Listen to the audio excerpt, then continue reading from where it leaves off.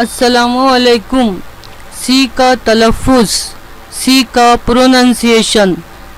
कायदा, अगर सी के बाद ई आई वाई में से कोई एक हुर्फ हो तो, यानी सी के बाद आने वाला लेटर ई आई वाई में से कोई एक लेटर हो तो सी का तलफ़ुज़, सी का प्रोनंसिएशन हमेशा सा से सीन से होता है, जैसे rice, price, citizen, circle, cyclone.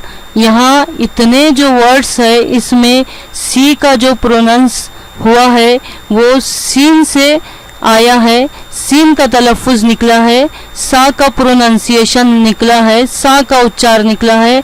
जैसे प्राइस, राइज में सी जो है वो सा की आवाज़ दे रहा है, सीन की आवाज़ दे रहा है। प्राइज में सी जो है वो सा की आवाज़ दे रहा है, सीन की आवाज़ दे रहा। सिटीज़न में सी सा की सीन की आवाज़ दे रहा है। सर्कल में भी सीन और सा की आवाज़ दे रहा है। साइक्लोन में भी सी जो है वो सीन की आवाज़ दे रहा है, सा की आवाज़ दे रहा है।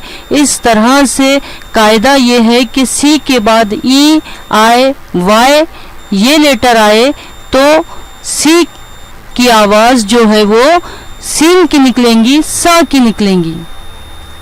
Thank you.